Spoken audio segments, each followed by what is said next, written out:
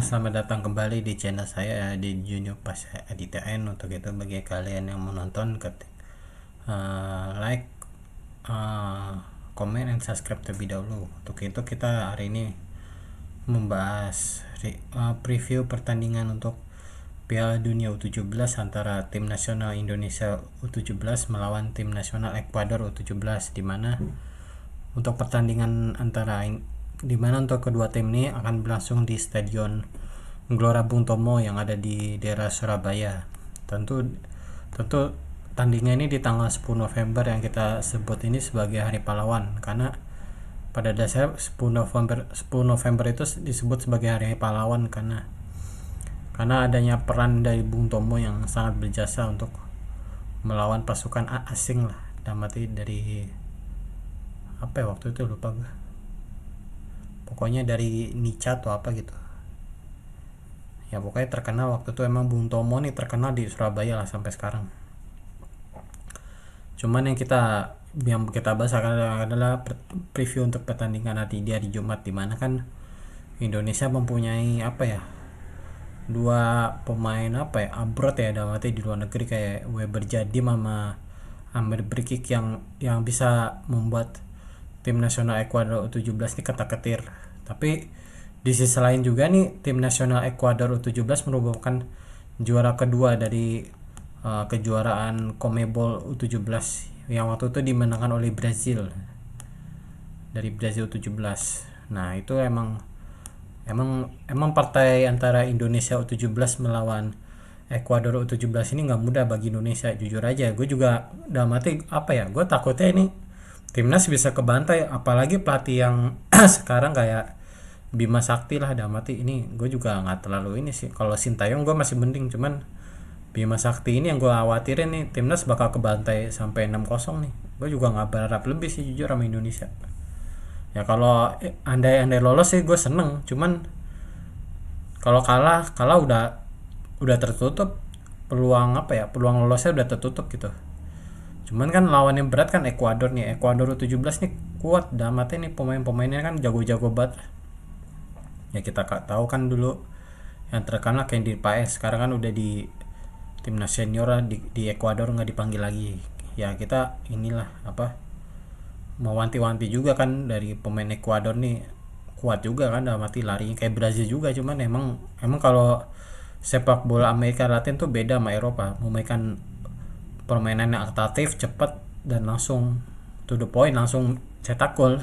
Ya emang kayak Brazil juga. Emang kita tahu emang Ekuador juga salah satu tim bahaya juga sih. Emang nih partai yang tidak mudah bagi tim nasional Indonesia U17, apalagi kan bermain di kandang sendiri. Tentu ada berharap dari supporter Indonesia bisa hadir di Stadion Gelora Bung Tomo lah untuk mensupport tim nasional Indonesia 17. Ditambah lagi kan selaku presiden FIFA yakni Gianni Infantino, dan juga kan Presiden Joko Widodo juga datang lah, katanya sih hadir buat opening seremoninya lah sebelum pertandingan antara tim nasional Indonesia versus tim nasional Ekuador. Ya kita tunggu saja lah. Emang menjelang lawan Ekuador U17 nih agak berat sih buat Indonesia jujur sih. Gue juga agak seneng, tapi gue takut juga nih lihat timnas Indonesia ini U17 ini kebantai. Soalnya emang Amerika Latin kan kuat ya, di bolanya kuat banget lah, sama kayak Eropa lah. Cuman kita balik lagi ya, pasti ada keajaiban atau dijavu lah dalam arti buat tim nasional Indonesia 17.